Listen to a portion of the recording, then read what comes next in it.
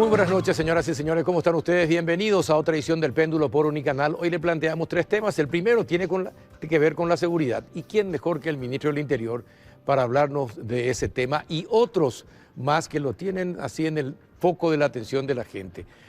El doctor Enrique Herrera va a estar con nosotros en el primer bloque y vamos a hablar acerca de la ruta del oro. ¿Es o no de Paso Yobay? ¿Es o no del país? ¿De dónde viene el oro? ¿Somos país de tránsito o no? De todo eso hablaremos con el ministro Riera.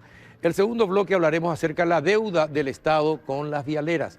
Nos va a acompañar vía Zoom el ingeniero Paul Sarúbil, presidente de Cavialpa. Y el último bloque hablaremos de salud con el licenciado Luis Cusirat, director del programa ampliado de inmunización del Ministerio de Salud, sobre este tema. Hablaremos de las vacunas contra el dengue que desde hoy, empezaron a aplicarse los niños menores en el materno infantil en San Lorenzo.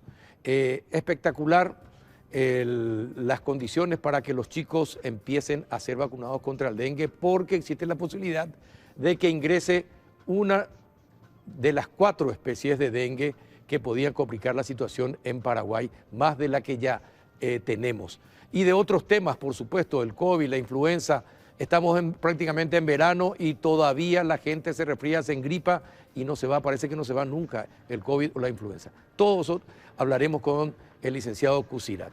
Y antes de iniciar el debate con el ministro Riera, les invito a compartir este rico café Lavazza, que es reconocido como un café de alta gastronomía que permite degustar un producto con aroma, cuerpo y sabor inconfundibles y presente en los mejores restaurantes, cafeterías y supermercados del país. Café Par representa y distribuye Lavazza, el espresso italiano por excelencia. Pausa y ya estamos con el ministro. Aprovecha la promo más grande del país con Bristol. 2.000 millones en premios. Por tus compras estás participando de fabulosos premios. Una increíble Audi Q5, una imponente Amarok 0 kilómetro, motos Buller, millones en efectivo, compras gratis y viaje al mundial. Además, por tus compras te llevas una cuota de regalo. Vení, compra y gana en Bristol, la mejor casa de electrodomésticos del país. Para tener un equilibrio ideal y un buen funcionamiento del organismo, ahora tenés a mano Mielaxan, el laxante que con una sola toma de sus cápsulas blandas no daña la mucosa gástrica y con acción comprobada. Mielaxan limpia y depura el organismo. Para tener un cuerpo saludable, comenzá con tu interior. Mielaxan, el laxante que funciona. Y el equilibrio volverá a tu cuerpo. Es de Laboratorios Galeno, de venta libre en farmacias. Si los síntomas persisten, consulte a su médico.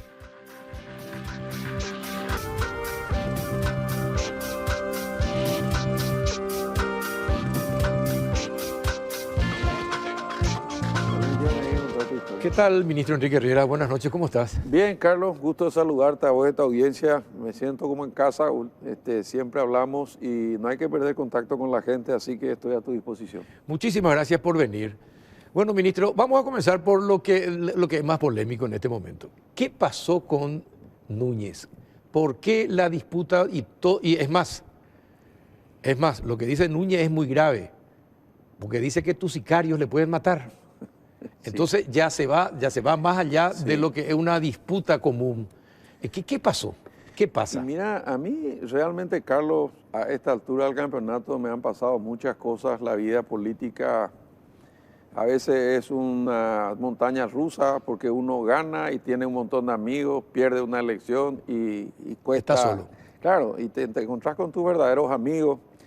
Cuando son cargos designados, te toca tratar con gente de todo tipo. Yo siempre, no es que entro con un equipo completo, generalmente pruebo la gente, o sea, tengo un sistema de trabajo y tengo algunas cosas que son infranqueables, ¿verdad? Papá era un sabio, cada vez lo reconozco más, y mamá también, ¿verdad? Porque a veces no le doy el mérito, pero una frase de papá era muy fuerte, muy contundente. Si querés mantener el discurso de mi hijo, cuidar la conducta. Sí, mira qué cortita. La coherencia. Claro. Coherencia. Entonces, si vos no haces ninguna macana, te puedes enfrentar con cualquiera, ¿verdad? En términos por lo menos dialécticos o políticos, ¿verdad? Y este es un caso muy, pero muy extraño, porque si vos recurrís a tu archivo, que aparte vos sos la Biblia, tenés una memoria de elefante, vas a encontrar más elogios que críticas, no solamente a mí, sino al comandante, al subcomandante de la policía, a la Policía Nacional, al presidente de la República. Durante 2 años fuimos lo máximo por todo el empuje y la fuerza que le dimos. Dentro de ese paquete de las patrulleras, de los chalecos, de las radios, etcétera, etcétera, estaba la ley, porque esto es un paquete completo, sí, ¿verdad? Y la ley era la garantía de la sostenibilidad del proceso, porque si yo no me fuera, el que viene tiene que cumplir la ley, ¿verdad? La discusión de la ley, curiosamente, Carlos, para hacer un poquito de historia, tiene 7 años, ¿verdad? Es decir, la hicimos, y yo firmé la ley, muchos senadores que hoy no están. Te voy a dar Fernando Silva Facetti, Patrick Kemper, que está todavía, la propia Lilian Samaniego, estoy casi seguro que firmó, Cachito Salomón, porque le hicimos firmar a todos. Pero siendo franco, el ideólogo original de la ley, el que trajo el modelo adaptado de Colombia, fue Fidel Zavala, que es amigo mío, compañero de rugby del colegio también, ¿verdad? Y tengo muchísimas afinidades con él, ¿verdad? Y cuando empezamos a defender la ley, y no vas a creer, 5 años intentamos que se apruebe en el periodo legislativo anterior. Y teníamos algunos detractores feroces, y hay que decirlo ya. ¿Cuál ley? ¿Era la del polígrafo? No, la ley, la Policía Nacional. La Policía Nacional en general. Y la reforma de la Policía Nacional, que tenía su anterior, la ley 222/93. Hablábamos fuera de cámara del inicio de la democracia. Sí. Bueno, era otra cosa, ¿verdad? Recordemos todos que no había policía en el interior, no había delegados de gobierno. Sí, así mismo. No había oficiales de policía, había alcaldes que respondían al delegado de gobierno y toditos eran desquitados por Stroessner, ¿verdad? Y había policía en la capital, en ese mismo edificio amarillo que está en la plaza, policía de la capital decía. De repente, así como son las cosas en los procesos que se abren, pasa de la policía de la capital a la Policía Nacional. Sí. Y ahí se produce un fenómeno desconocido para muchos, pero para un estudioso como hoy, para mí, sucede un fenómeno extraño, ¿verdad? Empieza un proceso de arrinconamiento de la policía. ¿Por qué? Porque por arte de magia, los constituyentes hacen desaparecer los delegados de gobierno que tenían una imagen desgastada y aparecen los gobernadores. Los gobernadores, sí. Que son electos, pero representantes del Ejecutivo. ¿Y dónde van los gobernadores a jurar con la banda? En la delegación de gobierno. La pregunta es, ¿dónde se fue la policía? Nadie sabe. Se arrinconaron donde pudieron, se dispersaron, se acomodaron, eran unas épocas difíciles. La policía, apareció el archivo del terror, entonces no solamente eran polibandis, sino eran todos torturadores, y hubo un desprecio que se tradujo en la falta de apoyo durante 30 años. Y además se manoseó mucho el Ministerio del Interior, porque salvo honrosas excepciones, sí, era un cargo que no duraba ni un año, y el que entraba, es más, hasta hoy no tiene ley. O sea, el ministerio, si el ministro Carlos Peralta entra mañana, hace un decreto y hace a tu gusto y paladar. Puedes nombrar direcciones, viceministro, puede hacer lo que quiera. O sea, eso era un flan inmanejable. Bueno, entonces, clave era tener una ley de la Policía Nacional, y está en camino el nuevo organigrama, un nuevo decreto, y vamos a aprobar un año, y si funciona vamos a hacer una ley para que eso también se estabilice. Dentro de ese paquete, el senador Núñez no era senador cuando nosotros planteamos la ley, pero sin embargo, cuando faltaban, esto cada vez que me acuerdo, y espero que no se sienta afectada, mi amiga y vecina, la senadora Masi, nos discutió artículo por artículo,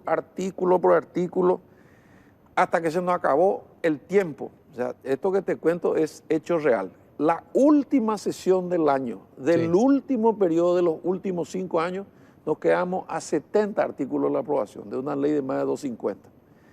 Y se levantó la sesión. Y se quedó ahí. Y nos quedamos ahí. Entonces, al arrancar el siguiente periodo, volvió a foja 0, como si hubiese sido. Y ahí los nuevos senadores, con criterio, dijeron, espera un poco. Yo decía, esto ya está discutido. Nosotros claro, lo discutimos. Claro, vamos a acá ya de vuelta. Sí. Bueno, pero esta vez cambiamos estrategia. En vez de discutir en el Pleno, le pedimos a Derlis Maidana, presidente de la Comisión de Legislación, que le integre a todos, y vamos a discutir en cancha chica para después ir al plenario más consensuado. Está bien, pero contarle a la teleaudiencia, ¿cuál es el origen de todo lo que pasa con Núñez. Bueno, y esa es la previa, ¿verdad? Núñez es el primero que se sienta en la mesa, con 2 asesores. Sí. Y yo, que era el último de los proyectistas sobrevivientes, porque Fidel no llegó, Silva Facet tampoco. Y se sienta Yolanda Paredes y Rafa Filisola, el ministro del Interior. Sí. Y que tenemos un equipazo. Si pasamos esto, no vamos a tener problemas en el plenario. Y yo tenía 2 meses, porque yo iba a ser designado ministro del Interior. Entonces yo decía, esta es la ley que yo iba a tener que aplicar. Pero si nos dan un consenso, no podemos. Bueno, avanzamos, y Núñez le metía el pulgar y avanzábamos. Bueno, y ahí se produce un pequeño incidente, ¿verdad? Se desliza la posibilidad de ingresar un inciso que para el ascenso había que estar al día en las cuentas de la cooperativa. Ah, de la cooperativa, que no tiene nada que ver. No tiene nada que ver, ¿verdad? Sí. Bueno, ahí medio se quiso explicar que él se refería a tener un certificado no de deuda tributaria. Bueno, el tema es que quedó así y Yolanda le saltó y Rafael Filisola le saltó y yo Pero me eso no opuse. tiene nada que ver. No tiene nada que ver. No tiene nada que ver. Bueno, digirió eso y pasó. Yo creí que pasó, ¿verdad? Bueno, y viene el tema del polígrafo, la polémica. Y él dice, yo voy a aceptar el polígrafo, pero solo para los ascensos y de comisario para arriba. Y yo, en honor a la verdad, quería hacer todo, ¿verdad? Pero entre lo posible y lo ideal ya aprendí que en vez de torpedear la ley, vamos a arrancar con algo. Bueno, entonces yo acepté. Y con el voto unánime, incluyendo el senador Núñez, de la Comisión de Legislación, se presenta en el Pleno y todos abogamos por la ley y se aprueba. Se aprueba. Bueno, entonces yo renuncio, pido permiso en el Senado, me convierto en ministro y tengo que aplicar la ley. Y hay un detalle no menor en todo esto, ¿verdad? El primer año, yo ya asumí en agosto, la ley se tenía que promulgar y reglamentar, y ya vinieron los primeros ascensos. Entonces el presidente y yo nos pusimos de acuerdo por una decisión política, pedirle, porque tiene que ser voluntario, a los comisarios que querían ascender que pasen por el polígrafo. Y el 99% me dijo que sí, sin problema, ¿verdad? Pero había algunos que me miraban un poco tiernamente a los ojos y me decían, ¿usted cree, ministro, con todo respeto, ¿verdad?, que esa maquinita va a echar por tierra mi carrera de 30 años? Yo le decía, no se confunda, señor comisario, con todo respeto, la máquina no sabe ni quién es usted ni yo, no sabe si es hombre, mujer, alto, flaco, negro, ni rubio. La máquina lo que detecta es las vibraciones de tu subconsciente. O sea, el problema no es la máquina, es tu conducta. Si vos nunca hiciste ni una macana, no te preocupes, la máquina no se mueve. Como si yo te preguntara, ¿usted es Carlos Peralta? No se mueve, ¿verdad? ¿Usted es olimpista? No se mueve. Bueno, pero si yo te dijera, vos decís que sos olimpista, pero sos cerrista y realmente estás escondiendo que sos un azulgrana frustrado, entonces tu subconsciente manda una señal que vos no podés controlar. Bueno, y eso es lo que detecta la máquina, no ahora, hace 100 años. Bueno, y esto se usa en toda Europa, en Estados Unidos, en Colombia, que es donde... Para los ascensos No, en esos países se usa para mucho más. Para mucho más, ya sé, pero se usa también para los ascensos claro, y tampoco de tengo que decirte esto, no soy yo el novedoso. Rafael Filisola, senador y el ministro del Interior, usó el polígrafo. Es más, ahora que me fui a Brasilia, me encuentro, y voy a decir su nombre porque me autorizó, al primer poligrafista del Paraguay, de la policía, que es el comisario Carlos Pastore, es el jefe del comando tripartito. Como yo me iba a Brasilia y pasamos por ahí, el tipo me cuenta la historia. Él me dijo, mira, se recibieron 10 máquinas, vinieron de la USAID, fue una donación, fue un aporte de la policía y el propio ministro Filisola lo aplicó. Es más, se aplica en el sector privado para ser cajero, para ser gerente, puesto de responsabilidad. Bueno, me daban cada vez más argumentos. ¿En qué momento se complica esto, verdad? Realmente, esto puede ser loco, ¿verdad?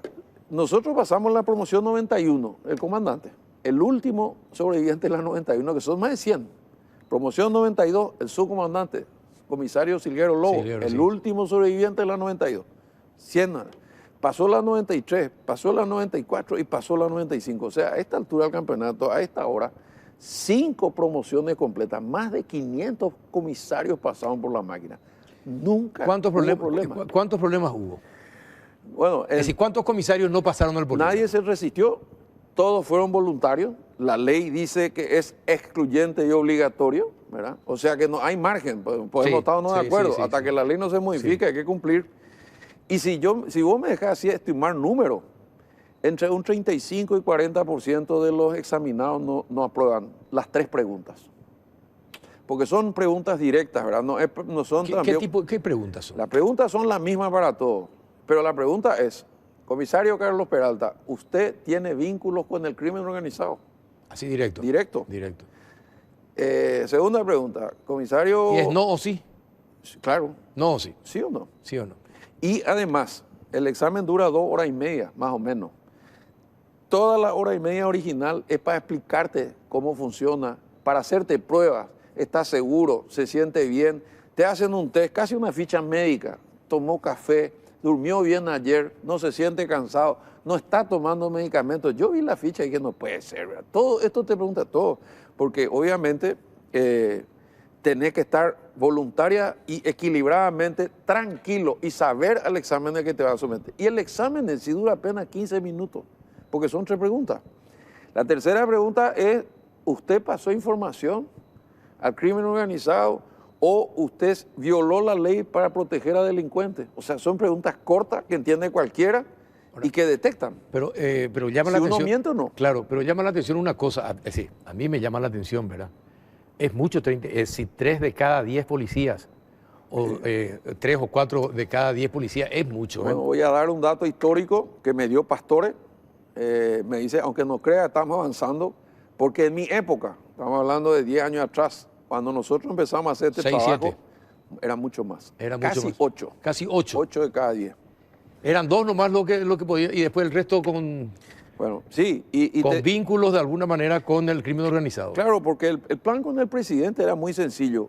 Yo le dije, la policía no tiene nada y no tiene ningún beneficio social, no tiene seguro de vida, no tiene el uniforme, no comen bien, no duermen bien, no cobran bien.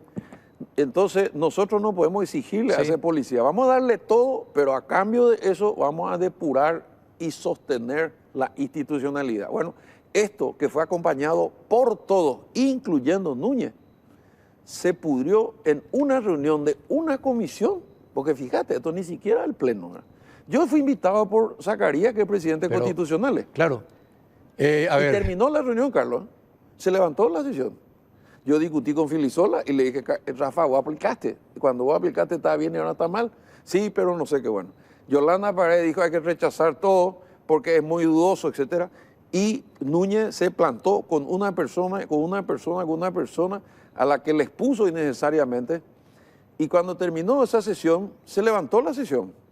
Y desde su banca me empezó a agredir, a insultar.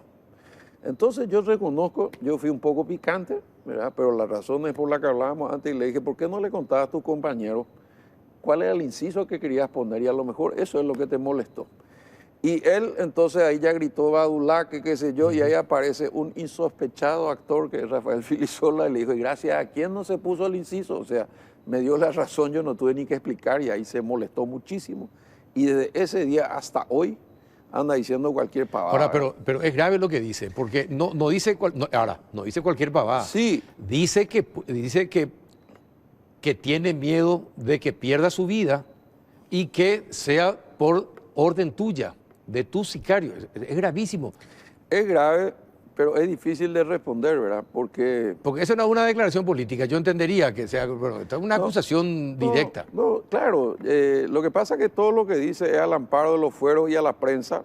No sé si pretende victimizarse, pero yo, que ya tengo algunos años en esto, sé que si alguien no se anima a firmar una denuncia para que yo lo destroce jurídicamente en los tribunales, no puedo estar contestando a cada uno me critica. Sí, eso es cierto. Porque estamos expuestos, Carlos. Y te voy a decir ya ahora una lectura personal. Yo creo que él no es solamente él. Yo creo que él es la cabeza visible de un grupo importante de activos y retirados a quienes no le está gustando esta historia. Al principio era simpático, pero ahora se está llegando a la mitad del organigrama y dentro de 2 años, si seguimos este ritmo, toda la Policía Nacional va a pasar el test de integridad. Y el argumento es de hierro. Ustedes tienen todo. Si se portan bien, el paraíso. Claro. Si se portan mal, porque ustedes son los únicos que están uniformados y armados. Ustedes son la ley. Es el único que te puede tener, Carlos. Sí, totalmente. Entonces no podemos nosotros tener una persona, el estándar para ser policía es más alto que de un ciudadano común como nosotros, que podemos pasar un semáforo en rojo, por decir una cosa así, ¿verdad? Ahora, perfecto. ¿Vos le denunciarías? No. ¿No le vas a denunciar? No. Que siga ladrando a la luna. ¿Esto te afecta políticamente, internamente en el movimiento? Nada. Nada. Ni me resbala. Porque como él dice que se va a retirar, pero todavía no... Pero recibió claras señales del presidente, del vicepresidente, del presidente del Senado. Es cierto, yo no quiero que pierda un voto el movimiento por una posición que ya no es mía. Seamos francos, no es un capricho de Enrique Riera, está en una decisión del Ejecutivo. Entonces, si vos estás en la bancada oficialista, podés inclusive decir, yo no estoy de acuerdo, pero voy a acompañar. Claro. Pero la agresión es personal con el tema del sicariato, Sí, con exacto. el tema de los 150 millones. Yo estaba pensando y le dije al comandante, comandante, el sueldo de un comisario es un poco más de 12 millones, en algunos casos un poco más, un poco menos.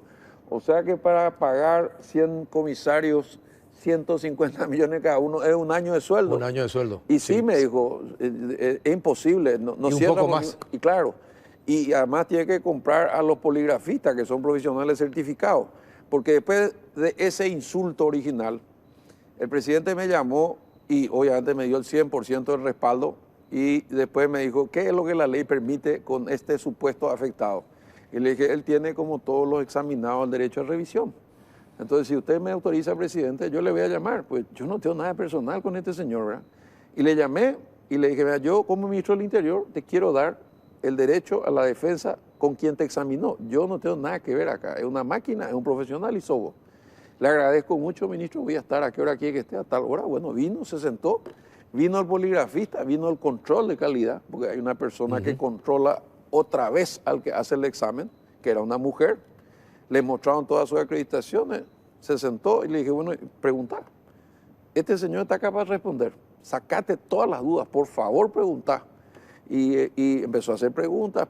Entonces le dice, si usted me permite, comisario, yo le muestro su gráfico. Y agarró la máquina, se levantó, se sentó al lado suyo y dijo, esta es la primera pregunta. Estas son las, le explicó todo. Estos son los números, este es un software que yo no controlo, es el resultado. Bueno, se quedó en silencio. Yo dije, bueno, ya está, con todo lo que escuchó. Y después me dijo, yo tengo derecho a dudar si es la máquina. Entonces a ella le dije, mira, te voy a decir una cosa, yo no soy un tipo serio, yo soy ministro del Interior, ¿vos crees que te voy a traer acá con una persona pagada, con una máquina trucada? No, pues le dije, si yo te llevé a Estados Unidos, a Cuántico, si el comandante te nombró como director antiterrorismo, sacate de la cabeza la paranoia que te estamos persiguiendo. ¿Qué ganamos nosotros persiguiéndote? Y entonces quiere decir que a todos los demás también le perseguimos. Y entonces me dice él,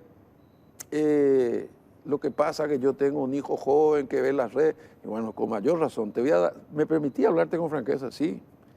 Te voy a dar un consejo como ministro, como abogado y si querés como amigo. Pues yo estoy de paso, vos sos un hombre de carrera, tenés 30 años impecable, ¿verdad? Yo no puedo aplicar ni tampoco puedo adivinar qué puede saber la máquina. Pero vos estás siendo utilizado. ¿Vos creés que a la oposición le interesa tu ascenso? No le importa. ¿Vos querés que a algunos medios le interese tu ascenso o tu carrera o tu familia? No le interesa. Vos sos la voz más débil de una lucha más grande entre quienes están a favor y en contra de este gobierno. Digan lo que diga. Hacer un hospital, se oponen. Hacer una ruta, se oponen. Hacer un proyecto es caro. Hacer esto, entonces, se toma una decisión para generar credibilidad para afuera de la ciudadanía. Y te voy a decir lo más importante de César, porque César se llama, ¿verdad? Y es un tipo espectacular, ¿qué te puedo decir? ¿Verdad? No tengo ni una queja con él, nada. Le dije, César, esta señal es para los 34.000 policías que están adentro. Porque ese chico que está viendo esto dice, si me porto bien, llego. Claro. Entonces tiene un incentivo y es un disuasivo. Porque va a tener que pasar porque la ley dice. Entonces, César, esto es por el bien de la policía. Nosotros necesitamos recuperar la credibilidad ciudadana. Y me dijo, yo estoy de acuerdo con sus principios, ministro, le agradezco mucho, lo voy a evaluar. Bueno, y después el resto de la historia ya conoces, ¿verdad? Bueno, está bien, ese es con el tema Núñez.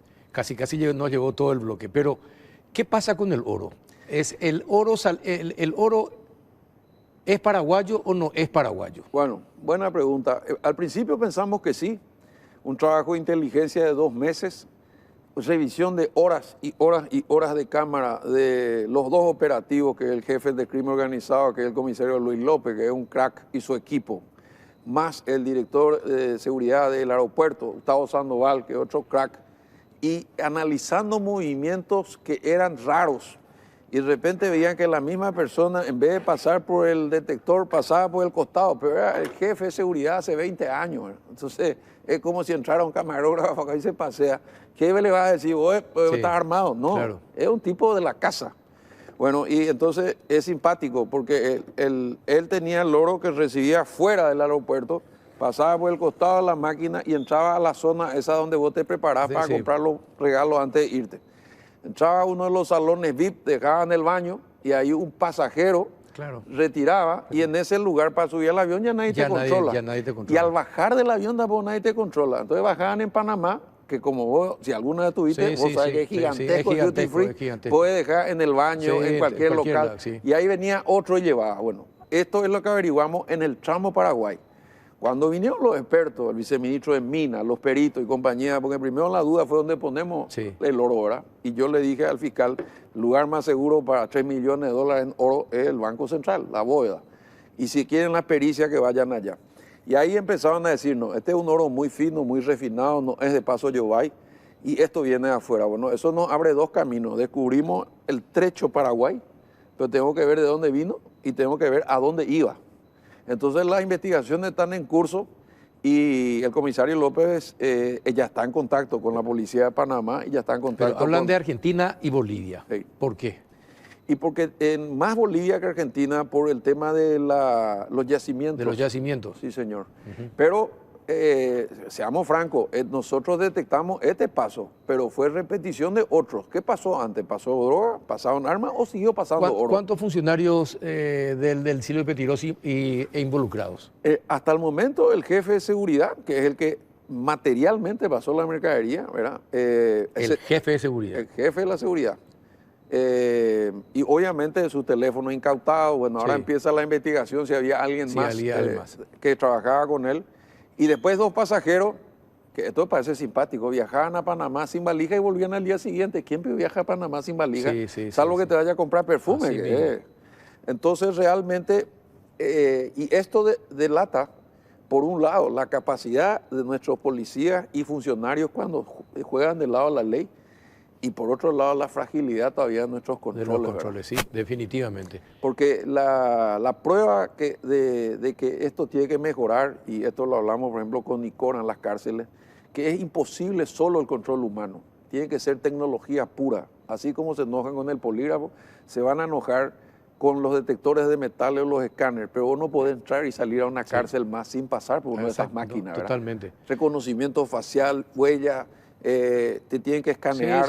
Porque ¿cómo le revisas a una mujer si lleva o no lleva un celular? ¿Y cuánto cuesta meter un celular? $1.000, $5.000. ¿Quién se resiste a eso? A las 2 de la siesta en la cárcel de Pedro Juan, por dar un ejemplo, o en la Encarnación.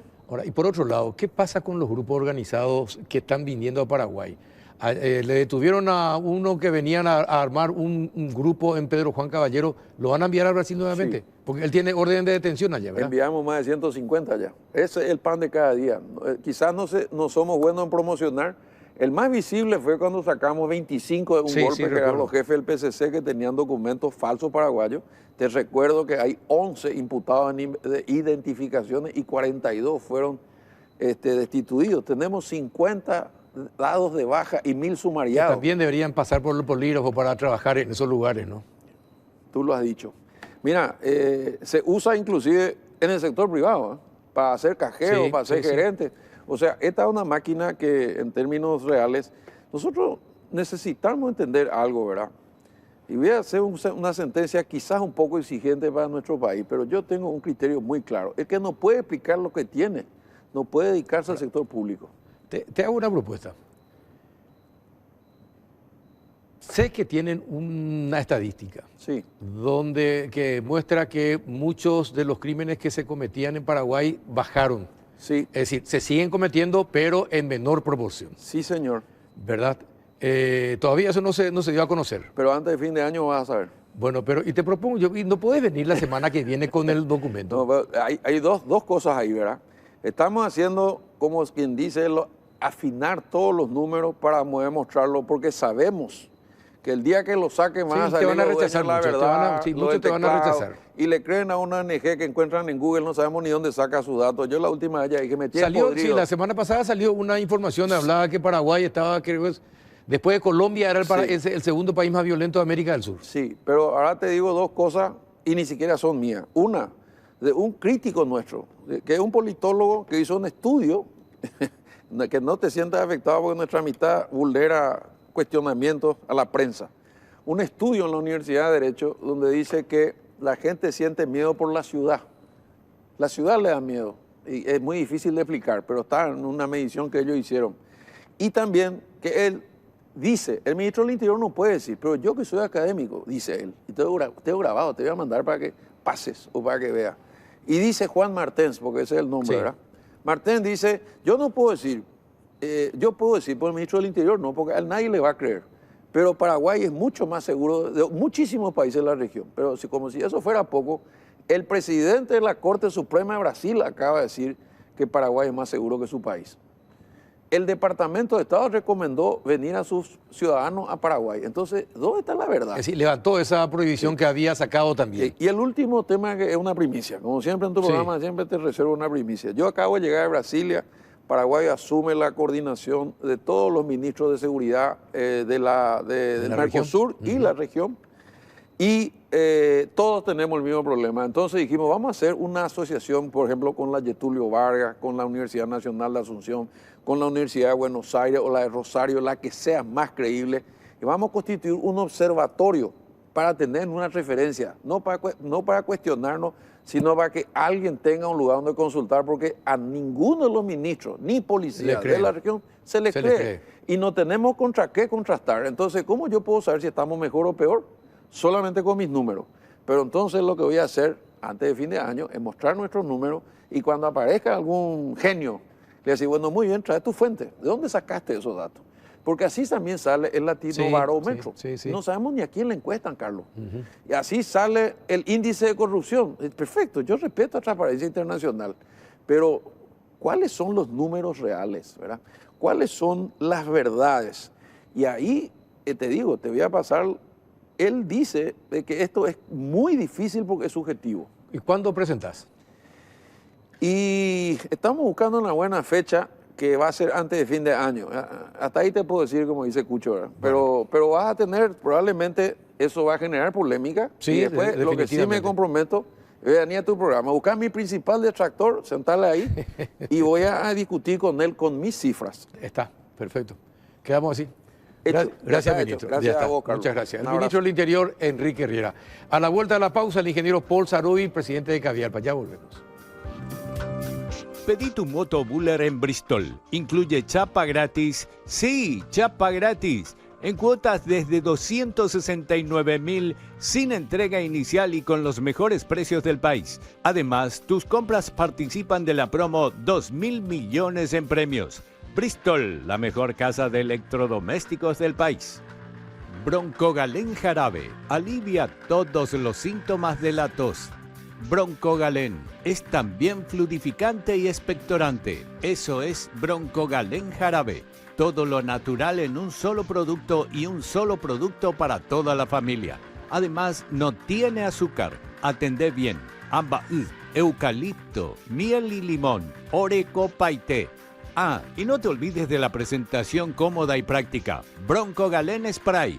Y con la misma fórmula y con sabor a miel. Broncogalén Spray. Te soluciona las situaciones incómodas porque lo podés sacar y usar en donde sea. Carteras, bolsillos, etc. Broncogalén, paraguayo y teja naturale té. Es de Laboratorio Galeno, de venta libre en farmacias. Si los síntomas persisten, consulte a su médico. A solo 300 kilómetros de Asunción, el Instituto de Cardiología de Corrientes te ofrece un chequeo completo en 4 horas con diagnóstico el mismo día. El servicio Hospital de Día detecta riesgos ocultos para tratarlos a tiempo. Además, puedes combinar tu salud con un fin de semana inolvidable en el nuevo Hotel Marriott. Con tarifas preferenciales, podés quedarte el fin de semana y disfrutar de Corrientes. Consulta sin compromiso hoy mismo. Ingresa a nuestra web www.icc.org.ar. Confía tu corazón a los líderes en cardiología. Instituto de Cardiología de Corrientes. Cuidamos tu corazón.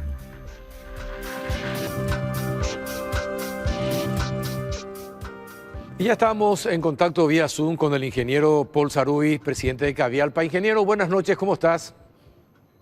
Muy buenas noches, Carlos. Encantado de estar en tu programa. Muy buenas noches también para toda la teleaudiencia. Igualmente, gracias por estar. Sé que hoy tuvo un día muy ocupado, rodeado de gente que vino del extranjero, y le agradezco el tiempo que nos está dispensando, porque creo que el tema es muy importante y queremos saber, de acá a fin de año, ¿podría parar la obra pública en Paraguay o no? Bueno, mira, la idea es que no pare, ¿verdad? Lo último que siempre queremos nosotros de las empresas constructoras es parar la obra. Vos sabés que no es fácil parar una obra. Tenés que parar, liberar a toda la gente, comunicarle al Ministerio del Trabajo, parar todos los proveedores de materiales, de servicios. Es difícil. Sí, lo que está pasando es de que estamos en un momento complicado, por llamarle de una manera. Por un lado, una deuda que se va acumulando mes a mes, ¿verdad? Arrancamos el año con una deuda de 50 millones de dólares, hoy en día estamos con una deuda de 200 millones. Esperemos que se pague lo más posible en diciembre. Tenemos un compromiso por parte del Estado de tratar de saldar esta deuda desde ahora, desde noviembre hasta marzo, por lo menos es lo que nos dijo el ministro de Economía en una reunión que tuvimos la semana pasada en la Cámara de Senadores. Nos reunimos con la Comisión de Obras de la Cámara de Senadores, que están trabajando justamente en el análisis del presupuesto 2026. Bueno, esperemos que eso se haga realidad. Y bueno, y paralelamente estamos ya también en conjunto con el Congreso, ¿verdad? Con la Comisión Bicameral, trabajando lo que es el presupuesto y las necesidades para 2026. Esperemos que como te decía, que no tengamos que parar. La verdad que también contractualmente nosotros no tenemos muchas veces la posibilidad de parar la obra, pero lo que sí pasa es que cuando las empresas se empiezan a quedar sin oxígeno financiero, empiezan a ralentizar los trabajos, empiezan a liberar funcionarios y empiezan a elegir qué trabajos hacer y qué trabajos no hacer, ¿verdad? En base a la disponibilidad que tengan. Entonces, para rebobinar, ¿cuánta es la deuda actual total que mantiene el Estado con las constructoras? Y hablando de capitales, ¿verdad? De certificados metidos, más de 200 millones. Eso es la verdad que hay que entender también, esto es dinámico, ¿verdad? Ahora, a fines de octubre, llegamos a más de 210 millones de dólares más o menos. Después, a principios de noviembre, se cobró una parte, se cobró más de 40 millones de dólares, entonces la deuda baja. Pero justamente en los primeros días de noviembre se empiezan a meter todos los certificados de obras de todos los proyectos en base a las ejecuciones de octubre. Entonces, sabes que nosotros, cada mes de trabajo, al terminar el mes, medimos lo que hicimos, eso se transforma a un número económico ahora en base a lo que cuesta cada uno de los ítems que se ejecutan y se va metiendo como un certificado de obra a inicios del mes siguiente, ¿verdad? Ahí nosotros metemos ya la factura, eso está aprobado por una fiscalización externa, por un representante del Ministerio de Obras Públicas. Como te decía, facturamos, metemos el certificado y bueno, y así va sumando. Entonces, a principio del mes se paga, baja la deuda y después a lo largo del mes se vuelven a meter todos los certificados del mes anterior y vuelve a subir. Yo creo que para fines de noviembre vamos a volver otra vez a más o menos 210, 220 millones de dólares, que son los capitales, ¿verdad? Y aparte, bueno, vos sabés, una deuda ya de hace mucho tiempo, que son los intereses que hasta ahora no pudimos recuperar, que viene ya de la deuda del gobierno anterior, ¿verdad? La deuda con la cual pasamos en el 2023 del gobierno anterior a este, se terminó de pagar entre fines del 2023 y principios de 2024. Pero eso ocasionó que, para no parar las obras en ese entonces, tuvimos nosotros que seguir trabajando a través de créditos bancarios. Esos créditos bancarios son sobrecostos que contractualmente en los pliegos de base y condiciones y en los contratos está previsto que nosotros podamos recuperarlo después a través del cobro de intereses. Eso suma más de 100 millones de dólares y hasta ahora también está pendiente el recupero de esos costos financieros. Ajá, O sea, en entonces, definitiva, si le sumas el 200, entre 210 y 220 más eso, estamos en más de 300 millones de dólares. 320 millones de dólares Eh, sería la deuda total. Exacto. Esa es la situación el día Ajá. de hoy, ¿verdad? Ahora, el ingeniero Geise que decía hace poco también acá en el péndulo que vería con buen ojo, con buenos ojos, la posibilidad de que se pague con bonos. ¿Ustedes acompañarían esa idea desde Cavialpa? La verdad que no sé qué ganaríamos, ¿verdad? Porque acá la gran limitante para pagar no es la falta de disponibilidad de fondos. Ujú. Los fondos existen, ¿verdad? Acá lo que yo entiendo es de que la limitante es el manejo y el seguimiento de lo que es el compromiso que tenemos como país de ir manejando el déficit fiscal, ¿verdad? Nosotros tenemos una ley de responsabilidad fiscal que este año, el 2025, tiene que llegar a un tope de 1,9%, el año que viene tiene que converger a 1,5%. Entonces hay créditos que están aprobados, que está ahí el dinero disponible, pero que no se está tampoco pudiendo pagar por culpa que estamos llegando Ajá. a ese tope, ¿verdad? Ah, entonces Entonces, se trasladan esos créditos al próximo año para cumplir con la cuestión fiscal. y sí, yo entiendo que es así, ¿verdad? Entonces, ¿cómo comenzó esto? La verdad que recibimos nosotros un pedido, una llamada, una invitación del Parlamento para poder ir a trabajar a través de la Comisión de Obras Públicas en lo que es el presupuesto 2026. Analizando el presupuesto 2026, que entre paréntesis siempre pedimos formar parte de la elaboración de dicho presupuesto, porque al final de cuentas somos nosotros los que después vamos a tener que trabajar en base a ese presupuesto. Ese presupuesto se metió al Parlamento, a la Comisión Bicameral de Presupuesto.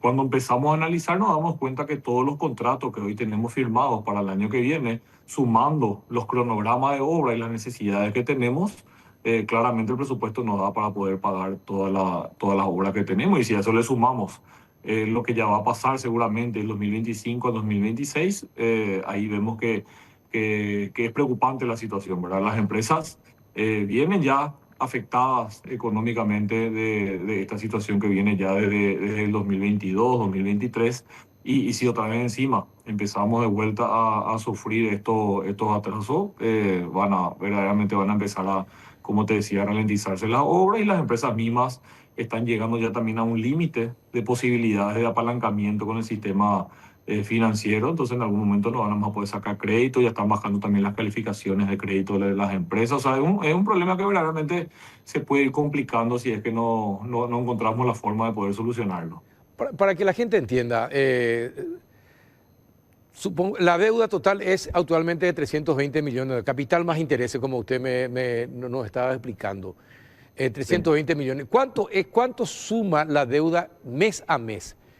En contrapartida, cada cuánto el gobierno paga por la deuda a las constructoras? Y en el año hay un promedio de pago de 35 millones de dólares más o menos por mes. Fue lo que tuvimos de enero hasta hoy. Y los certificados que van entrando suman 50, 55 millones de dólares. O sea, cada mes se fue atrasando 15 millones de 15 dólares, que es millones. lo que hizo que en estos 10 meses del año, hasta el momento en el cual se metieron los certificados de octubre, se pasó la deuda de 50 millones al inicio del año a más de 200 al momento en el cual hoy estamos, ¿verdad? Ujú. ¿En algún momento el Estado saldó la deuda que tenía con las constructoras? Y en el 2023 y 2024, al pasar del gobierno anterior al siguiente gobierno, y ahí tengo que decirlo, hubo una muy buena voluntad por parte del gobierno actual.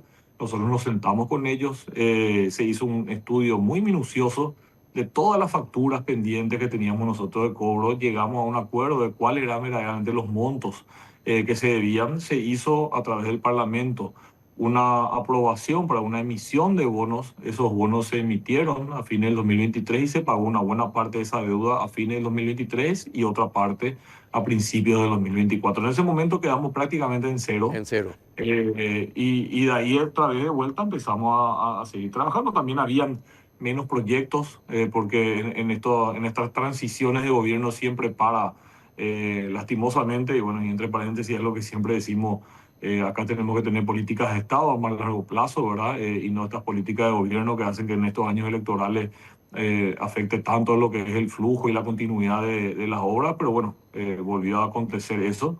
Y ya desde el segundo semestre de 2024, mucha cantidad de proyectos nuevos, las obras se empezaron a ejecutar, las empresas empezaron a trabajar, y ya este 2025 a full, pero de vuelta empezamos otra vez a sentir estos atrasos en los pagos que verdaderamente están dificultando la situación de muchas empresas. Acá hay que entender también, cuando hablamos del gremio de la construcción, hay empresas pequeñas, medianas, grandes, y cada uno dentro de sus posibilidades tiene Así es. mayor o menor posibilidad de endeudamiento. Las tasas también varían, ¿verdad? Cuando uno empieza ya a entrar en deuda y no puede pagar tu capital y tienes que refinanciar con los bancos, y bueno, las tasas van subiendo porque el riesgo también va aumentando para el banco, y se vuelve un círculo vicioso que verdaderamente complica, ¿verdad? ¿Llegaron a conversar con el ministro de Economía o con el presidente o con el equipo económico del gobierno cómo ir saldando esta deuda de 320 millones de dólares? ¿Hay algún plan que ya les comentaron a ustedes? Le vamos a pagar 30 millones, 40 millones cada mes hasta saldar la deuda. ¿Hay algo como eso se conversó o todavía no? La verdad que yo tengo que decir que estamos en constante conversación con el gobierno, con la ministra de Obras Públicas prácticamente todas las semanas, ¿verdad?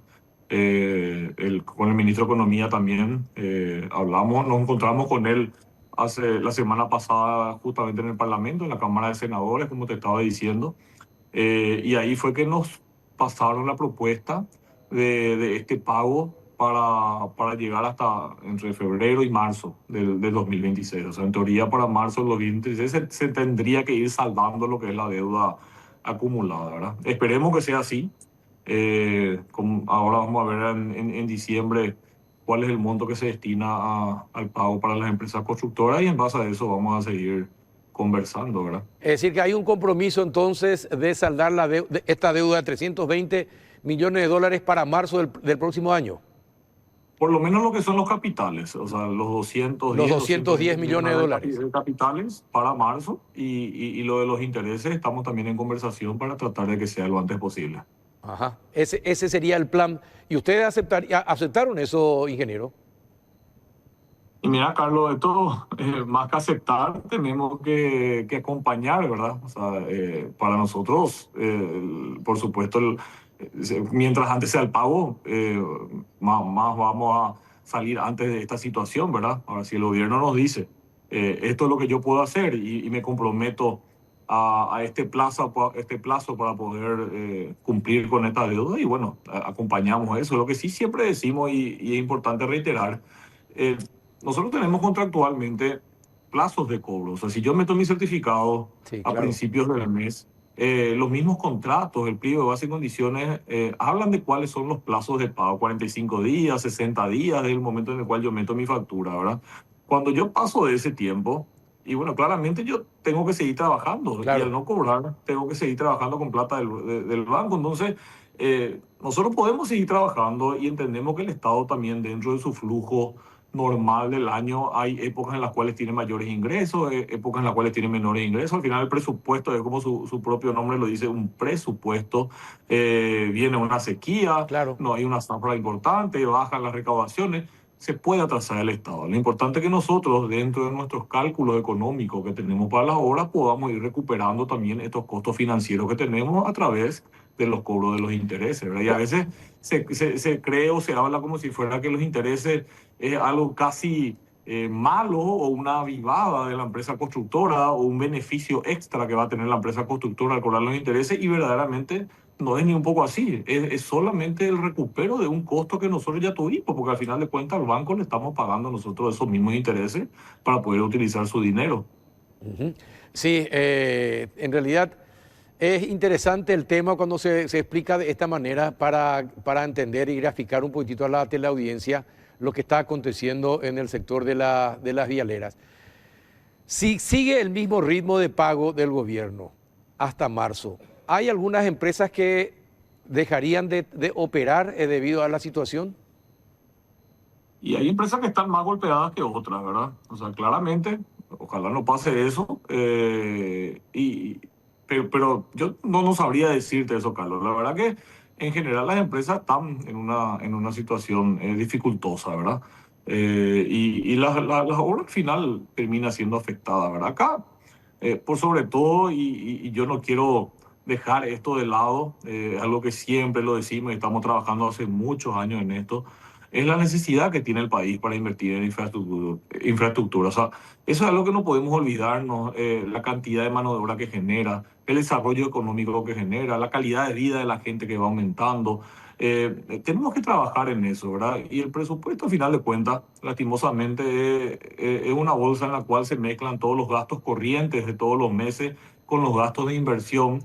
Y otra salida es verdaderamente trabajar en lo que es la calidad del gasto público. Cuando más seamos nosotros eficientes desde el Estado en tratar de reducir los gastos públicos, y bueno, habrá más márgenes para poder invertir. Con este volumen de obras que hoy se está invirtiendo, nosotros verdaderamente no vamos a poder conseguir nunca lo que necesitamos. Paraguay tiene un déficit de infraestructura de por lo Sí. menos 30.000 millones de dólares. No estamos llegando a invertir ni 700 millones de dólares, 800 millones de dólares, sumando lo que hoy están invirtiendo también las binacionales.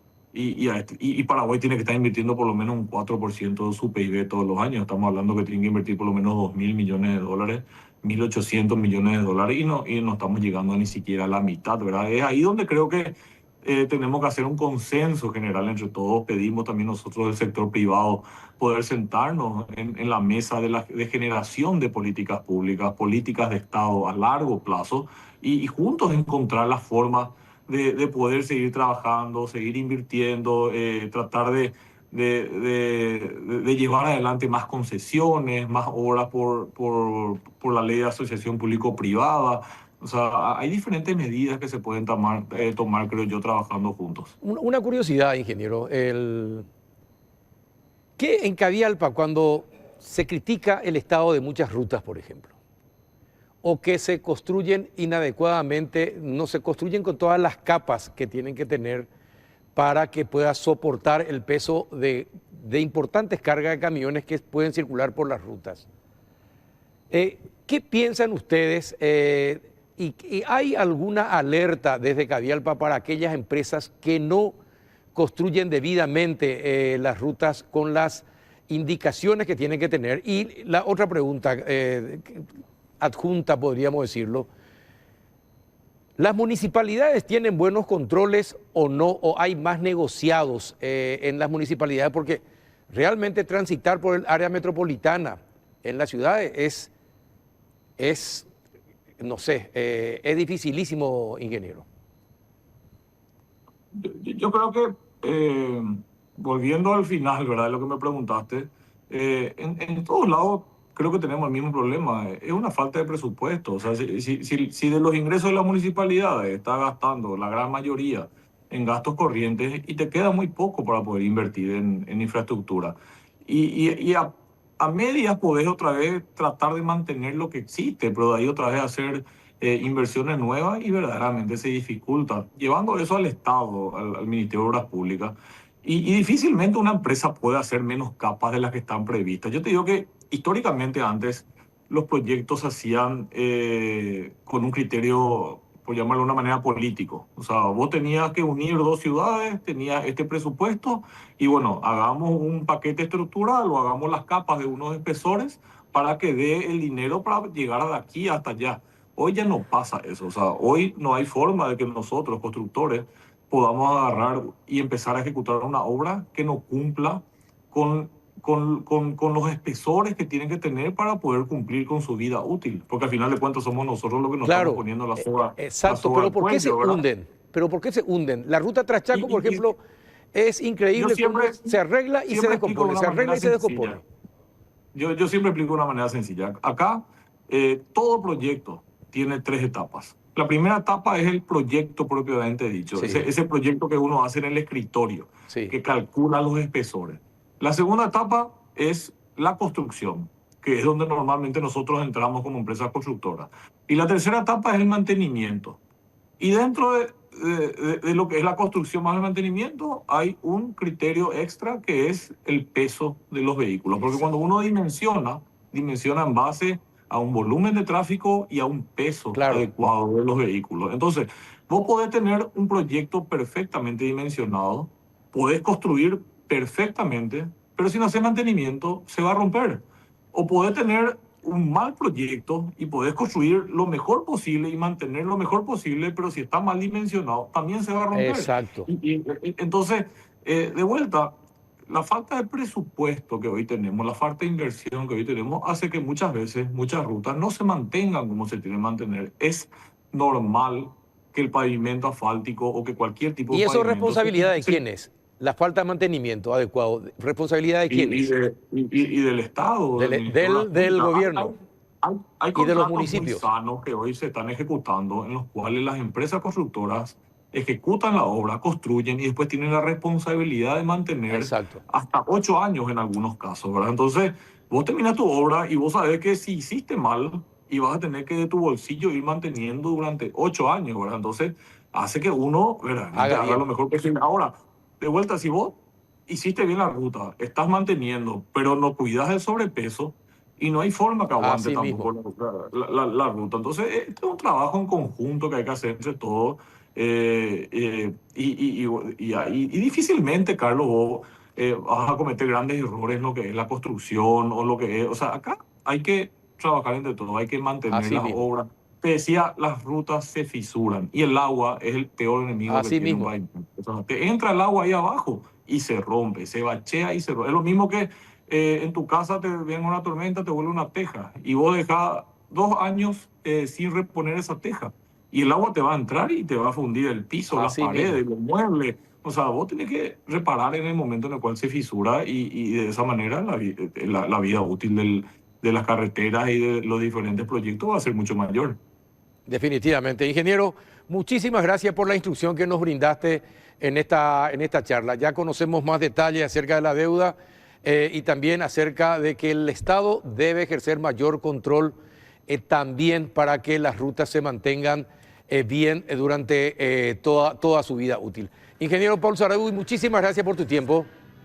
No, gracias a vos, Carlos. Siempre un placer participar en tu programa y bueno, de vuelta un gran saludo, buen resto de jornada, buen descanso también para todos.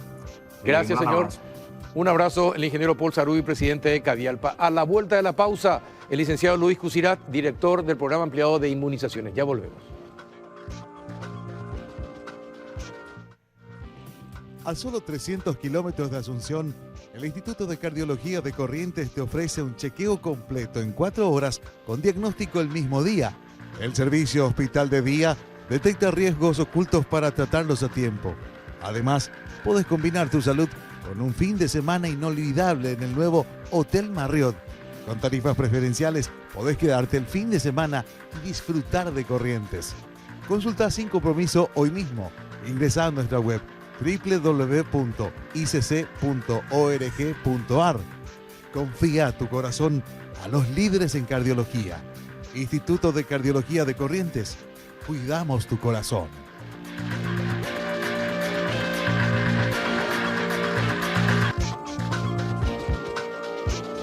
Y ya estamos en el último bloque del péndulo y en compañía del licenciado Luis Cusirat del programa ampliado de inmunizaciones del Ministerio de Salud. Buenas noches, licenciado, ¿cómo está? Gracias por venir. Buenas noches, Carlos. Realmente un gusto siempre compartir contigo, con toda la teleaudiencia.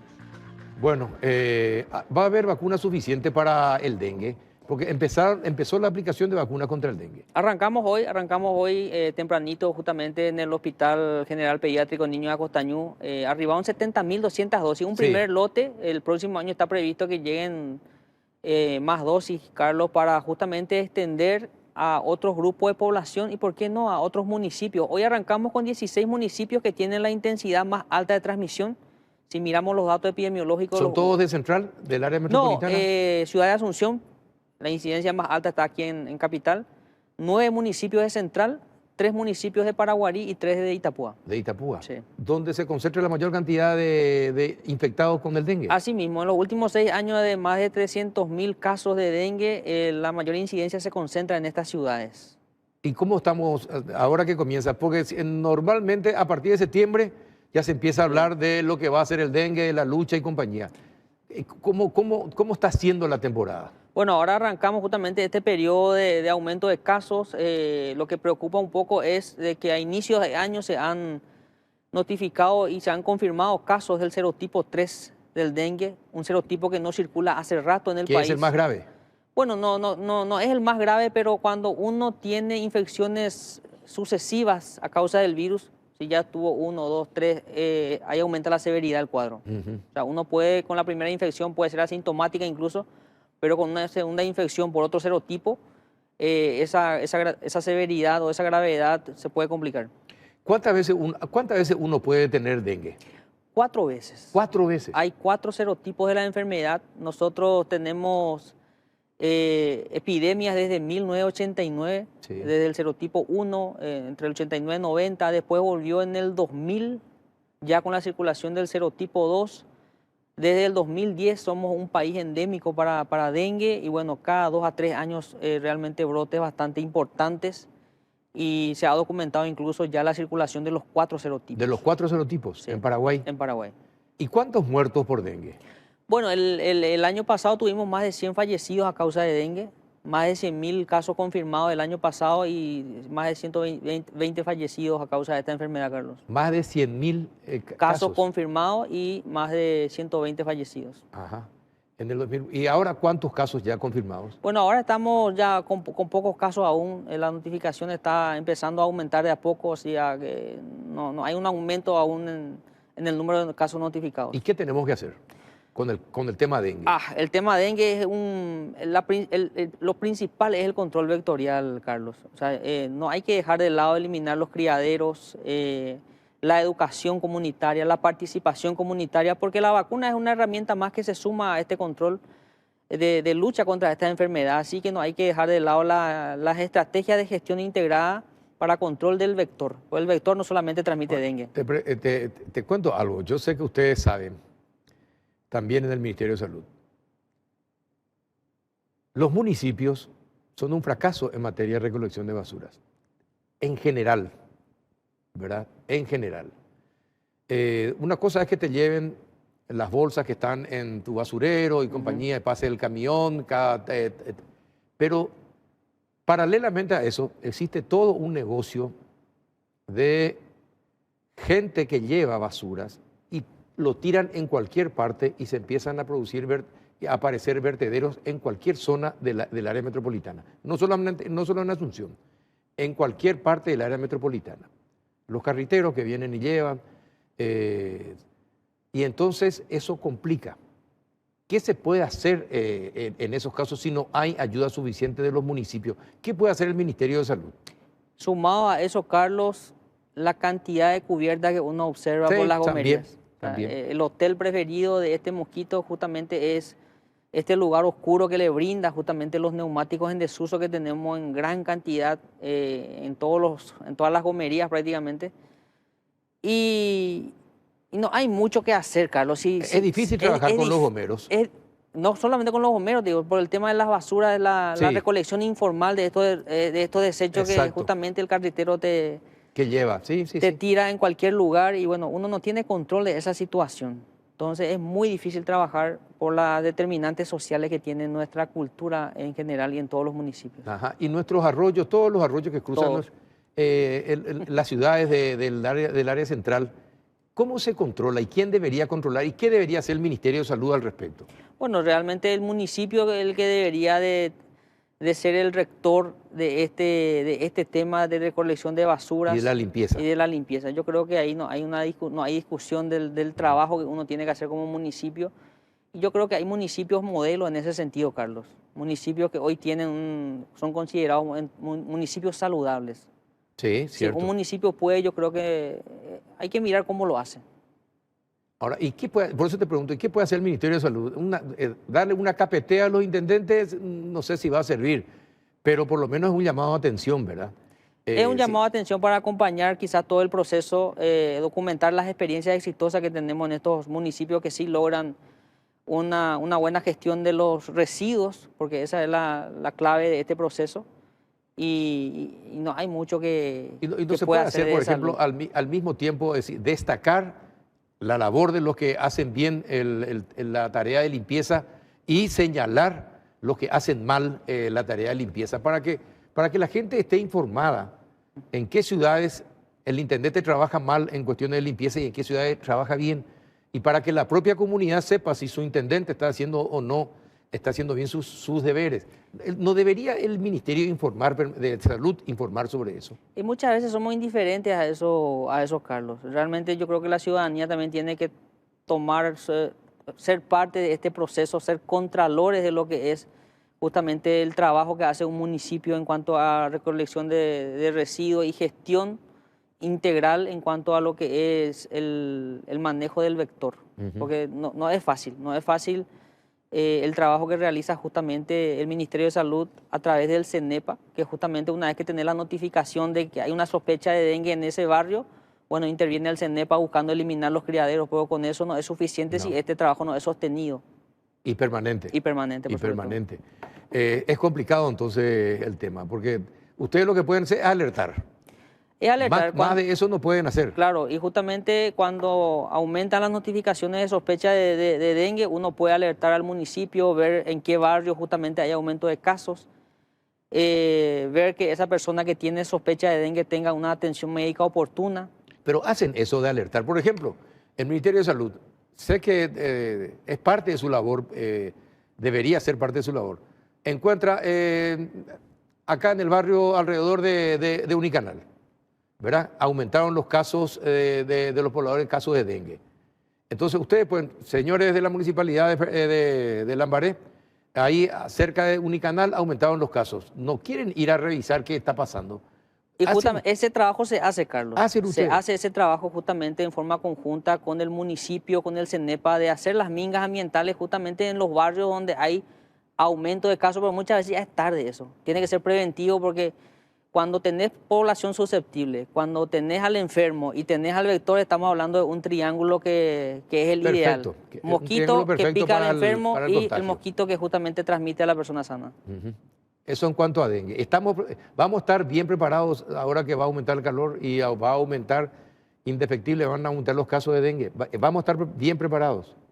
Y actualmente, Carlos, muchos de nosotros ya hemos padecido cuadros de dengue al serotipo 1 y 2, que es el predominante en el país. Ahora sí, si llega a ingresar el serotipo 3 con fuerza, realmente nos va a golpear muchísimo porque tenemos población susceptible que aún no ha enfermado de este serotipo, entonces tenemos que estar preparados.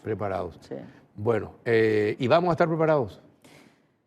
No siempre es completa la preparación, siempre hay algo más que se puede hacer. Sí.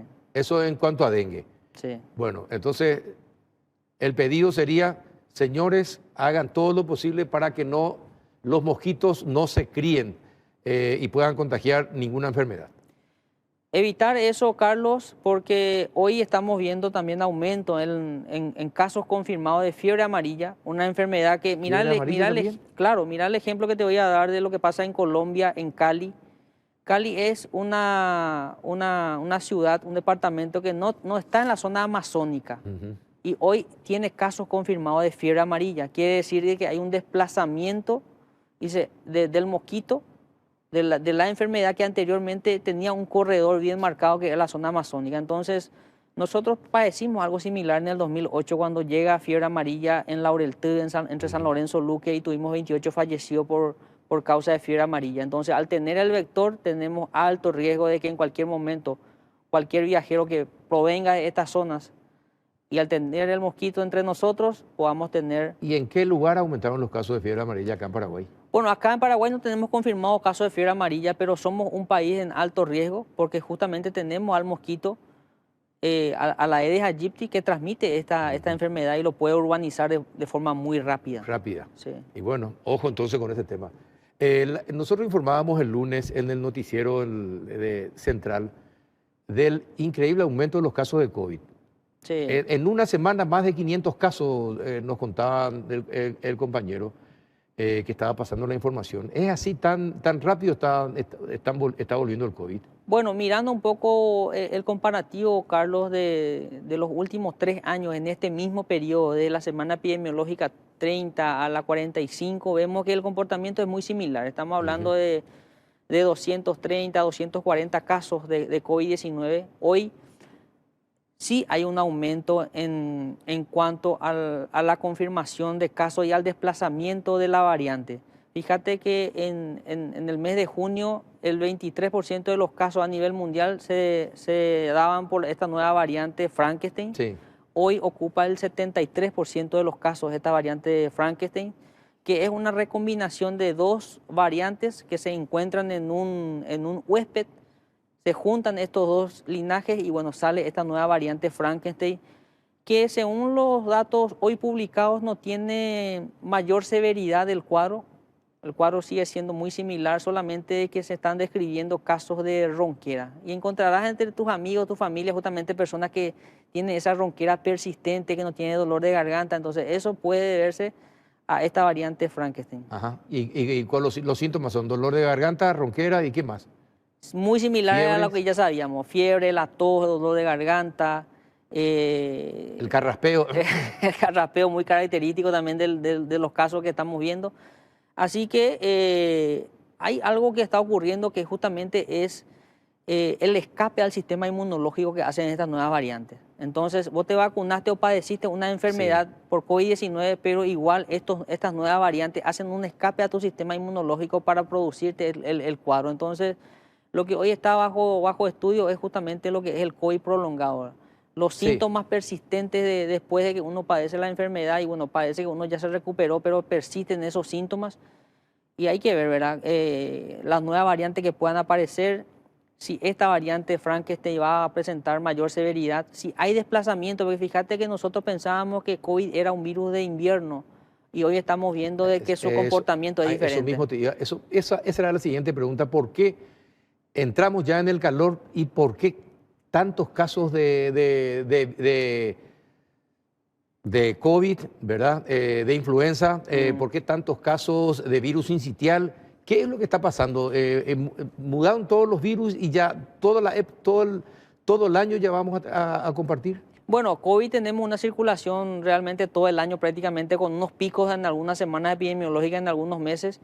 Y en los últimos años estamos viendo de que realmente más bien es un virus social, que está presente justamente a finales de año cuando empiezan las despedidas de los colegios, las reuniones de grupos de amigos, los EXA o incluso la cena de fin de año. Entonces estamos viendo que el aumento de casos se da en esa época del año, muy de la mano también con la introducción de una nueva variante que pueda ocurrir, Carlos. Fíjate de que cuando aumentan también los viajes por vacaciones, ya sea a México, a Estados Unidos, a Canadá o en cualquier país de la región que tiene hoy circulación de una nueva variante, eso rápidamente ingresa al país y se disemina, Carlos. Entonces estamos viendo de que el comportamiento va cambiando de COVID-19. Es decir, que todo el año ya vamos a tener COVID. Tenemos circulación todo el año. Todo el año. Todo el año COVID-19. Todo el año. ¿Y cuántos muertos este año ya por COVID? Bueno, tenemos más de 500 hospitalizados, de los cuales 69 están en terapia intensiva, el acumulado, y 53 fallecidos. 53. ¿Este año? Este año. Este año, en Sí. el 2025. En el 2025, 53 fallecidos. Hay que mencionar de que de estos fallecidos, el 90% ocurre en mayores de 60 años, que tienen factores de riesgo, enfermedades de base, diabetes, cardiopatía. ¿Vacunados o no? No vacunados. No vacunados. No vacunados. Los 53 fallecidos no vacunados. Es una constante. Y no aprendemos, ¿eh? Y eso que Y no dudamos. no aprendemos. Hoy la vacuna está indicada en personas que tengan riesgo medio o alto para formas graves. O sea, hoy una persona sana, una persona atlética, no tiene indicación anual de vacunas COVID-19, como lo tiene este grupo de personas. Tiene que ser una vacunación así como cuando llega la influenza, que todo el mundo está pendiente y el primero que se vacuna es el mayor de 60 años o el diabético. No pasa con eso. El diabético tiene que vacunarse Tiene siempre. que vacunarse sí o sí. Contra todo. Contra todo. O sea, hoy no solamente las vacunas están El orientadas diabético, al niño. aunque sea menor Aunque edad, sea menor, Carlos. Todos. Aunque sea, todas las vacunas. Todas las vacunas tiene que tener. Todas las vacunas. Hoy tenemos un calendario que no solamente apunta a niños menores de 5 años, sino también al ciclo completo de la vida. Desde el embarazo, el niño que nace, el recién nacido, el niño antes del ingreso a la escuela, el adolescente y el adulto mayor que tenga enfermedades de base con mucha más razón tiene que vacunarse, Carlos. Doctor, ¿y qué pasa con las vacunaciones en las escuelas? ¿Es posible hacer como antes se hacía, que se programaba una semana o unos días y todo el mundo se vacunaba en las escuelas? ¿Es posible volver a hacer eso o no? Claro que sí, es posible, Carlos. Es una estrategia válida. Nosotros el próximo año, en abril, vamos a hacer una campaña de vacunación nacional contra el sarampión. Niños de 1 a 5 años y bueno, si le encontramos en las escuelas, tiene que recibir la vacuna. O sea, es un derecho del niño y una obligación del Estado que ese niño esté bien vacunado. Y tuvimos emisiones, ¿te acordás, Carlos? Sí. Por orden judicial que justamente se tuvieron que vacunar a esos niños. Sí, me acuerdo. ¿Y qué pasa con aquellos padres que no vacunan a su hijo? Hubo casos de padre y madre que no vacunaron contra el tétano, por ejemplo, a su hijo. Ya no tiene sentido, ¿verdad? No, ya no tiene sentido porque la vacuna contra el tétano ha marcado un antes y un después. Totalmente. En el control de esta enfermedad que es totalmente prevenible. Nosotros vacunamos a la embarazada justamente a partir del 5º mes de embarazo ya con una vacuna que contiene un componente tetánico y también un componente muy importante que es contra la pertusis, el famoso upucú en guaraní, como se le conoce. Entonces, esa es una enfermedad letal en los niños menores de 3 meses especialmente, le causan bronquiolitis, le causa neumonía. Y ya la mujer embarazada tiene que vacunarse para que le haga justamente... Le transmita al hijo ya la vacuna. Una protección, exactamente, Carlos. Sí. Y bueno, es notable, pero también cómo pegan los antivacunas, ¿eh? Hoy uno alza una noticia celebrando justamente lo que es el inicio de la vacunación contra el dengue y el primer comentario que uno lee es de una antivacuna. Sí. O sea, yo creo que nos falta mucho en cuanto a cultura de prevención y lo digo con mucha propiedad porque muchos no habrán visto o no se habrán enterado de esta noticia de que hace unas semanas atrás Donald Trump recibió su vacuna de COVID-19 y su vacuna de influenza. ¿Por qué? Porque justamente tenía la indicación médica y ellos ahora ingresan en temporada fría, entonces recibió ambas vacunas. La misma vacuna que nosotros tenemos disponible aquí hoy es la misma vacuna que recibe el presidente de los Estados Unidos en Norteamérica. Ajá. Y hablando de vacunas, ¿no van a faltar dosis de vacunas? Te pregunto esto por los problemas de pago que están teniendo, que tiene el Estado y el Ministerio de Salud con las farmacéuticas. ¿No van a faltar vacunas, Luis? ¿Y vamos a tener todas las necesarias o no? ¿Y qué pasó con los recortes al presupuesto del Ministerio de Salud, que justamente los recortes afectaron en su momento al tema de las vacunas? ¿Qué pasó con eso? Bueno, justamente es algo que la Comisión Bicameral de Presupuesto ¿Revió eso? Revió eso. Es una noticia positiva que esos fondos están asegurados. Bueno, en la versión de diputados fueron repuestos esos fondos y bueno, esperamos que se confirme eso en el Senado para que el proyecto de ley que sea promulgado por el Ejecutivo justamente garantice la provisión o asegure, más bien dicho, los recursos necesarios para la compra de todas las vacunas que hoy forman parte del calendario de inmunizaciones. ¿Cuál es la causa de mayor cantidad de muertos en Paraguay? ¿Es completo, general? ¿Pueden ser accidentes de tránsito, Yo asesinatos? creo que serían las enfermedades cardiovasculares. Pero son las enfermedades cardiovasculares, ¿están por encima de los accidentes de tránsito? Y yo creo que estarían uno detrás de otro. No sé cuál es el primero, pero entre los dos. Entre las enfermedades cardiovasculares y los accidentes de tránsito. ¿Y qué podemos hacer con el Ministerio de Salud? ¿Qué puede hacer con el tema de accidentes de tránsito? ¿Qué es lo que, si de vos dependiera? Lo básico no hacemos, Carlos. No hacemos lo básico. Usar el casco. Cierto. O sea, las personas que utilizan motocicleta como medio de transporte, yo creo que lo básico es usar el casco. Golpearte la cabeza con el asfalto es algo bastante grave, un politraumatismo de cráneo que igual si uno llega a sobrevivir a ese evento, queda con secuelas para toda la vida. Y sí, y no hay cultura tampoco de manejo, ni siquiera conocemos las reglas de tránsito. Y los motociclistas inventaron 2 carriles más, que son las líneas que dividen los carriles. Y la vereda. Y la vereda, y sí. No, en realidad 3 carriles, porque el lado derecho, pegado a la vereda, ese espacio pequeño que hay, por ahí se meten, ¿verdad? Y después ellos creen que ya es un nuevo carril, los motociclistas, la divisoria de los carriles.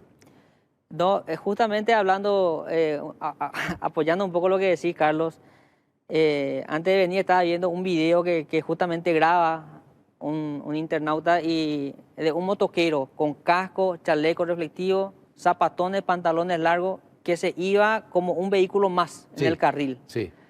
Y entre los comentarios justamente las personas leía de que le escribían, seguramente no estaba apurado, no tenía nada que hacer, de que por eso no se adelantaba. En vez de felicitarle se burlan, ¿sí? Sí, somos muy particulares los seres humanos, sí, es cierto, pero es así. Muchas veces ya he visto, y frente a mí sucedieron accidentes de vehículos que uno va por el Paseo Central en una doble avenida.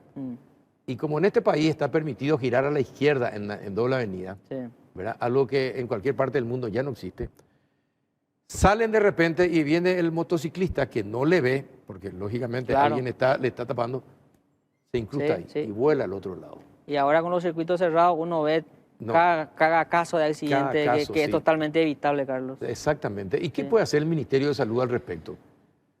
No solamente de salud, yo creo que parte mucho también del Ministerio de Educación. Esto hay que enseñar en las escuelas. En las escuelas hay que enseñar porque muchas veces uno ve al padre que le alza justamente al chico sobre el tanque de combustible, Carlos, de la moto, o si lo lleva en vehículo, lo lleva adelante sin cinturón, saltando la criatura. O sea, estamos hablando de que no solamente ocurre con motos, sino también ocurre con vehículos particulares, y uno lo ve esos días ya en la calle, incluso conductores con el celular. O sea, estamos hablando de que en todos los niveles, en todos los estratos, tenemos algo que enseñar, algo que aprender. Pero hay mucha complicidad también de los organismos de control. ¿Quién le multa? ¿Quién es el que le multa al que va manejando así? Y está con su celular, ¿verdad? Leyendo mensajes. Y después, y está. ¿Quién le multa a ese? No hay. No tenemos. No hay policía de tránsito que multe, ¿verdad? No hay policía de tránsito que le pare a alguien y le diga, estás conduciendo mal, hermano, ponete donde tenés que ponerte, no por el medio de dos vehículos que en cualquier momento alguien desvía y te puede matar, ¿verdad? Pero no hay. No hay. Y el que interviene es para coimear, no es para enseñar. Para enseñar. ¿Verdad que es así? Así mismo, Carlos. ¿Y qué podemos hacer entonces? Ustedes pueden exigirle más, por ejemplo. Ustedes pueden hacer jornadas con los de la policía caminera, porque fíjense, si ustedes no hacen bien su trabajo, fíjense lo que le puede pasar a la gente. Y le muestran ahí los accidentes, cómo son los que se producen, cómo quedan los accidentados, ¿verdad? Porque no son capaces de agarrarle al motociclista que no usa casco, que no le tiene, y su señora no tiene casco, y la señora que lleva a dos de sus hijos en su lado tampoco tiene. Es una invitación a la muerte. Sí, totalmente. No hay sistema de salud que aguante. No hay sistema de salud que aguante. Te pregunto yo, ¿cuántos accidentes de tránsito más o menos ocurren al año? Yo creo que es una cifra que tendríamos que revisar, Carlos. Una cifra importante. Uno ve las noticias y cada fin de semana tiene cualquier cantidad de accidentes. Cualquier cantidad, exactamente. Sí. Exactamente. ¿Y cuántos de esas personas, la mayoría jóvenes en edad productiva, quedan sin poder levantarse toda su vida? Totalmente, totalmente. ¿Y cuánto le cuesta eso al Estado, el cuidado y la mantención de esas personas posteriormente? No, justamente estaba escuchando una entrevista al doctor Gustavo Ortiz, que es el director general de redes y servicios, y hablaba de un costo de más de 500 millones de guaraníes que cuesta hoy un accidentado que para en emergencias médicas. ¿Un accidentado? Sí. 500 millones de guaraníes. Más de 500 millones. Y bueno, eso podemos evitar. Totalmente. Si tenemos un poco más de educación, si somos más responsables, eso se puede evitar. Se puede evitar, es un costo que absorbe el Estado paraguayo, pagamos todos nosotros al final. Y más todavía si es un joven que está en etapa productiva, que tiene familia, que tiene hijos pequeños, tiene un impacto tremendo dentro de la sociedad y qué decir dentro del núcleo familiar, Carlos. Sí, es cierto, es para tener en cuenta. Sí. Sería interesante que revelen las cifras y muestren crudamente para que la gente entienda a lo que se está exponiendo. Porque si no parece un chiste, pues, que se cuenta para que otros se diviertan nomás. Totalmente. Y bueno, don Luis, muchísimas gracias por haber venido. Gracias por aceptar siempre la invitación cada vez que te invitamos. Es muy importante hablar de salud, enterarnos de lo que pasa y a cuidarnos porque se viene la época de dengue y hay que evitar contagiarnos. Muchas gracias, Carlos, por la invitación. Realmente hoy es un día histórico para nosotros dentro de la salud pública al poder introducir esta vacuna contra el dengue, así como habíamos comentado a inicio de nuestra charla, a población de 6 a 8 años en 16 municipios, una vacuna de un laboratorio japonés, una tecnología que ya conocemos, virus vivo atenuado. Así que a los padres que nos están viendo, si tienen hijos en esta franja etaria, llévenlos a los vacunatorios. Estamos hablando de que podemos prevenir, evitar complicaciones causadas por este virus que siempre es muy peligroso dentro del sistema de ¿Y salud. en cuánto tiempo vamos a tener más vacunas contra el dengue? El próximo año, en el primer trimestre, ya llegaría un nuevo lote, Carlos. Un nuevo lote, Sí. perfecto. Gracias, Luis. Muchas gracias, Carlos. Muchísimas gracias. Luis Cusirat, del Programa Ampliado de Inmunizaciones del Ministerio de Salud. Y así llegamos nuevamente al final de otra edición del Péndulo por Unicanal. Muchas gracias a ustedes por la compañía. Hasta el próximo miércoles.